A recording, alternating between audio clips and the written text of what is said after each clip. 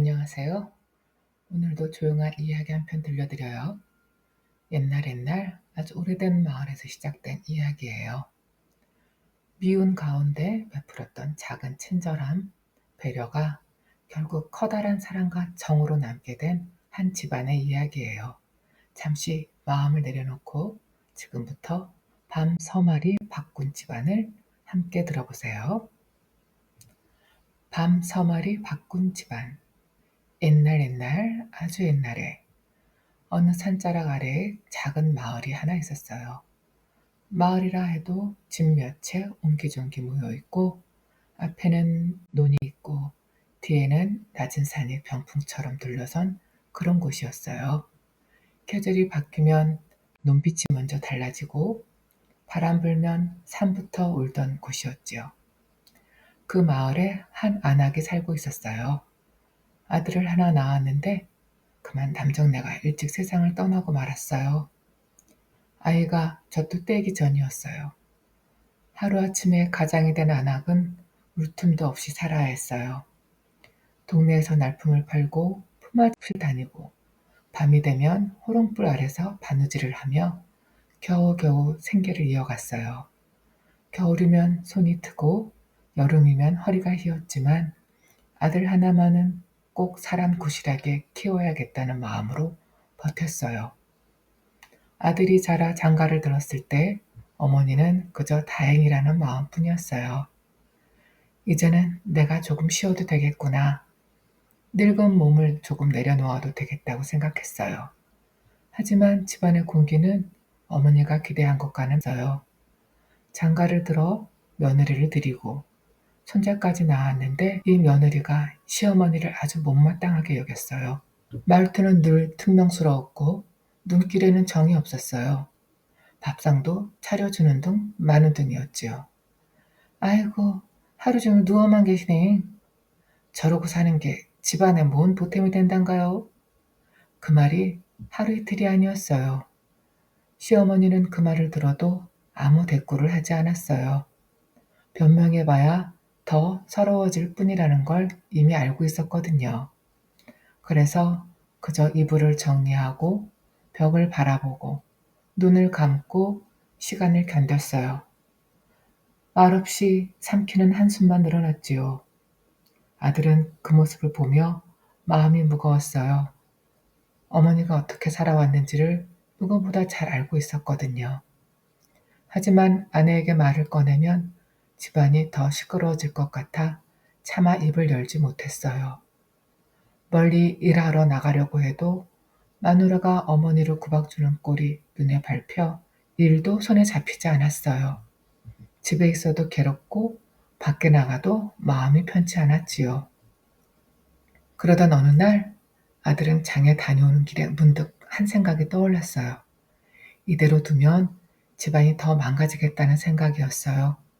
그래서 일부러 이야깃거리를 하나 지어 마음에 담고 집으로 돌아왔어요. 집에 돌아오자마자 며느리에게 말했어요. 오늘 장에 갔다가 별 희한한 소리 들었는데요. 며느리는 반찬을 놓다가 고개를 들었어요. 뭔 소린데요? 요즘 장에 말이요. 늙은 부인네들을 사가는 사람들이 있다는구먼. 며느리의 손이 잠시 멈췄어요.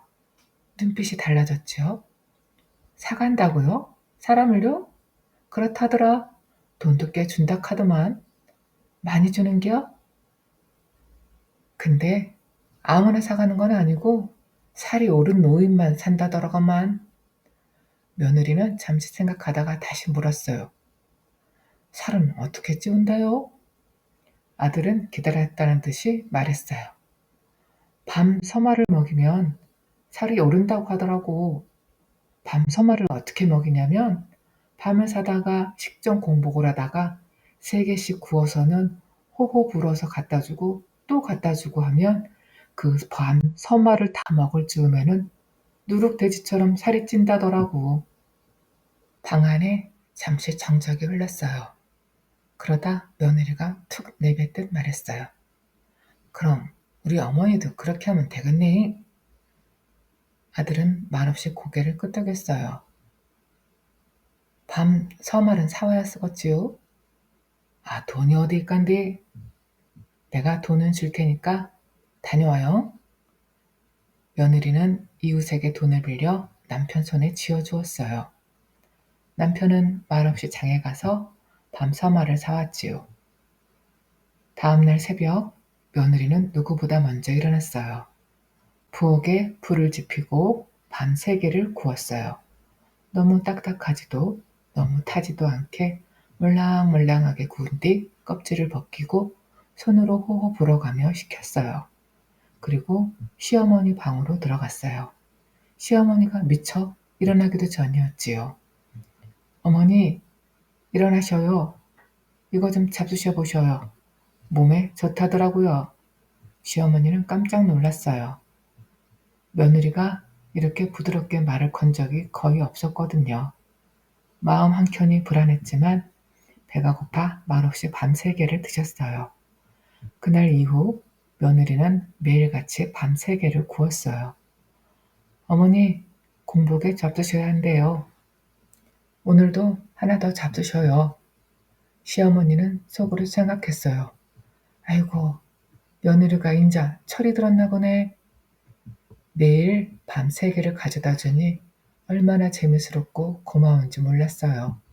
게다가 몸도 점점 좋아지는 게 느껴졌어요. 아침에 일어나 앉을 수 있었고 마당에 나가 햇빛을 쬐 힘도 생겼어요. 며칠 뒤에는 손자를 안고 놀아줄 수 있었어요. 아이고, 우리 강아지 왔는가? 울지 마라, 울지 마. 시어머니는 아이를 달래고 부엌으로 내려가 바닥을 쓸었어요. 마당에 떨어진 낙엽도 모아 쓸어냈어요. 집안이 눈에 띄게 정돈되었지요. 그 모습을 보던 며느리의 마음이 조금씩 흔들리기 시작했어요. 처음에는 계산이었지만 어느 순간부터는 생각이 달라졌어요. 늙은 어머니였지만 집안에서 차지하는 자리가 점점 커지고 있었던 거예요. 아이고, 이러다 진짜 어머니 없어지면 집안이 어찌 되지? 며느리는 밤 3개를 굽는 손길이 점점 무거워졌어요. 그러던 어느 날 아들이 다시 말을 꺼냈어요. 오늘 장날이요. 어머니 데리고 가서 팔아 쓰겄구먼. 그 말을 들은 순간 며느리는 깜짝 놀라 소리쳤어요. 어랴, 이게 무슨 소리요? 어머니 없으면 집안이 안 돌아간단께요? 아들은 일부러 대묻듯 말했어요. 아니, 당신이 그러자며. 밤 서멀도 먹였는데. 며느리는 급히 손사래를 쳤어요. 안 돼요, 안 돼. 어머니 없으면 애는 누가 보고 밥은 누가 하고 마당은 누가 쓸어요. 아들은 그 모습을 보며 속으로 웃었어요. 장에 늙은 부인네를 사간다는 이야기도 밤 서말 이야기 역시 모두 지어낸 말이었거든요. 하지만 그 거짓말 덕분에 집안에는 진짜 변화가 남았어요. 밤서말은 결국 다 먹지 않아도 되었고 그날 이후 며느리는 시어머니를 다르게 불렀고 온 가족이 화목하게 잘 살았다고 합니다. 사랑은 꼭 다정한 말에서만 시작되는 건 아니에요. 미움 속에서 건넨 작은 한 조각의 친절이 더 오래 남기도 하는 것 같아요. 오늘 들려드린 이야기가 당신 마음에도 작은 온기로 남았으면 해요. 이야기는 여기까지예요. 고맙습니다.